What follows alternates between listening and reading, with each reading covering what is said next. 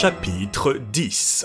Le dîner était prêt. Il fut dévoré avec avidité par le professeur Lidenbrock, dont la diète forcée du bord avait changé l'estomac en un gouffre profond. Ce repas, plus danois qu'islandais, n'eut rien de remarquable en lui-même, mais notre hôte, plus islandais que danois, me rappela les héros de l'antique hospitalité. Il me parut évident que nous étions chez lui plus que lui-même. La conversation se fit en langue indigène, que mon oncle entremêlait d'allemand et M. Fridriksson de latin, afin que je pusse la comprendre. Elle roula sur des questions scientifiques comme il convient à des savants, mais le professeur Lidenbrock se tint sur la plus excessive réserve, et ses yeux me recommandaient, à chaque phrase, un silence absolu, touchant nos projets à venir. Tout d'abord, M. Fridriksson s'enquit auprès de mon oncle du résultat de ses recherches à la bibliothèque. « Votre bibliothèque !» s'écria ce dernier. « Elle ne se compose que de livres dépareillés sur des rayons presque déserts. »« Comment ?» répondit M. Fridriksson. « Nous possédons 8000 volumes, dont beaucoup sont précieux et rares, des ouvrages en vieille langue scandinave, et toutes les nouveautés dont Copenhague nous approvisionne chaque année. »« Où prenez-vous ces 8000 volumes ? » ?»« Pour mon compte, oh, monsieur Lidenbrock, il court le pays. On a le goût de l'étude dans notre vieille île de glace. Pas un fermier, pas un pêcheur qui ne sache lire et qui ne lise. Nous pensons que des livres, au lieu de moisir derrière une grille de fer, loin des regards curieux, sont destinés à s'user sous les yeux des lecteurs. Aussi, ces volumes passent-ils de main en main, feuilletés, lus et relus, et souvent ils ne reviennent à leur rayon qu'après 1 an ou 2 d'absence. En attendant, répondit mon oncle avec un certain dépit, les étrangers... Que voulez-vous ? Les étrangers ont chez eux leur bibliothèque. Et avant tout, il faut que nos paysans s'instruisent. Je vous le répète, l'amour de l'étude est dans le sang islandais. Aussi, en 1816, nous avons fondé une société littéraire qui va bien.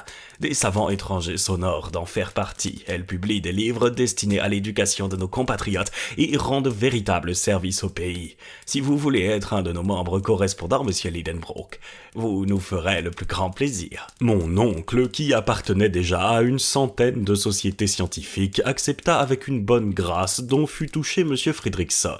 Maintenant, reprit celui-ci, veuillez m'indiquer les livres que vous espériez trouver à notre bibliothèque, et je pourrais peut-être me renseigner à leur égard. Je regardais mon oncle. Il hésita à répondre.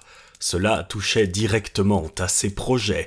Cependant, après avoir réfléchi, il se décida à parler. « Monsieur Fridriksson, dit-il, je voulais savoir si, parmi les ouvrages anciens, vous possédiez ceux d'Arne Saknussemm. »« Arne Saknussemm » répondit le professeur de Reykjavik. « Vous voulez parler de ce savant du XVIe siècle, à la fois grand naturaliste, grand alchimiste et grand voyageur ? » ?»« Précisément. Une des gloires de la littérature et de la science islandaise. Comme vous dites, un homme illustre entre tous, je vous l'accorde, et dont l'audace égalait le génie. Je vois que vous le connaissez bien. » Mon oncle nageait dans la joie à entendre parler ainsi de son héros. Il dévorait des yeux M. Fridriksson. « Eh bien, demanda-t-il, ces ouvrages... »« Ah, ces ouvrages, nous ne les avons pas. »« Quoi, en Islande ? » ?»« Ils n'existent ni en Islande ni ailleurs. »« Et pourquoi ? » ?»« Parce qu'Arne Saknussemm fut persécuté pour cause d'hérésie et qu'en 1573, ses ouvrages furent brûlés à Copenhague par la main du bourreau. »« Très bien !» « Parfait !» s'écria mon oncle au grand scandale du professeur de sciences naturelles. « Hein ?» fit ce dernier. « Oui, tout s'explique, tout s'enchaîne, tout est clair. Et je comprends pourquoi Saknussemm, mis à l'index et forcé de cacher les découvertes de son génie, a dû enfouir dans un incompréhensible cryptogramme le secret... » « Quel secret ?» demanda vivement M. Fridriksson. « Un secret qui...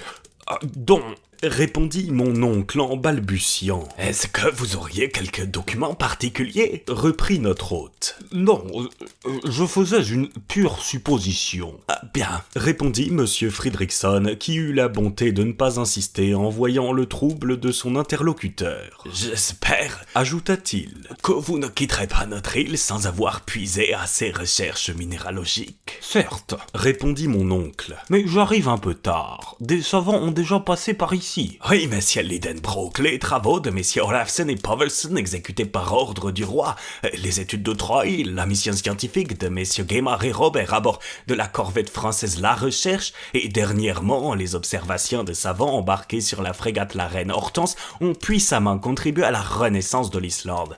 Mais croyez-moi, il y a encore à faire. Vous pensez ? Demanda mon oncle avec un air bonhomme en essayant de modérer l'éclair de ses yeux. Oui, que de montagnes, de glaciers, de volcans à étudier qui sont peu connus. Et tenez, sans aller plus loin, voyez ce mont qui s'élève à l'horizon. C'est le Sneffels. Ah, fit mon oncle. Le Sneffels. Oui, l'un des volcans les plus curieux et dont on visite rarement les cratères. Éteint. Oh, éteint depuis 500 ans. Eh bien, répondit mon oncle qui se croisait frénétiquement les jambes pour ne pas sauter en l'air. J'ai envie de commencer mes études géologiques par ce Fessel, quoi. Comment dites-vous ? Sneffels, reprit l'excellent monsieur Fredrickson. Cette partie de la conversation avait eu lieu en latin, j'avais tout compris, et je gardais à peine mon sérieux à voir mon oncle contenir sa satisfaction qui débordait de toutes parts. Il essayait de prendre un petit air innocent qui ressemblait à la grimace d'un vieux diable. « Oui, fit-il, vos paroles me décident. Nous essaierons de gravir ce Sneffels, peut-être même d'étudier son cratère. » Je regrette bien, répondit monsieur Fredrickson, que mes occupations ne me permettent pas de m'absenter. Je vous aurais accompagné avec plaisir et profit. Oh non, répondit vivement mon oncle. Nous ne voulons déranger personne, monsieur Fredrickson. Je vous remercie de tout cœur. La présence d'un savant tel que vous eût été très utile, mais les devoirs de votre profession... J'aime à penser que notre hôte, dans l'innocence de son âme islandaise, ne comprit pas les grosses malices de mon oncle. Je vous approuve fort, monsieur Lidenbrock, dit-il, de commencer par ce volcan.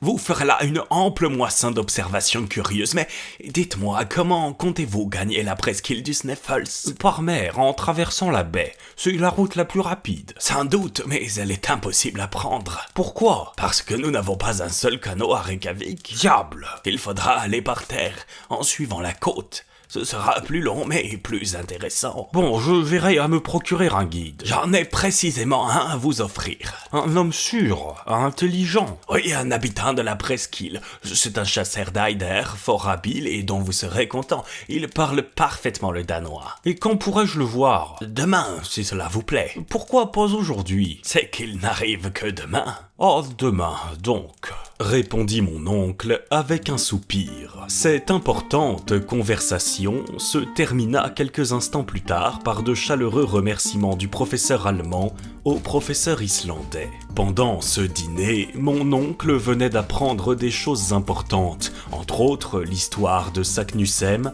la raison de son document mystérieux, comme quoi son hôte ne l'accompagnerait pas dans son expédition, et que dès le lendemain, un guide serait à ses ordres.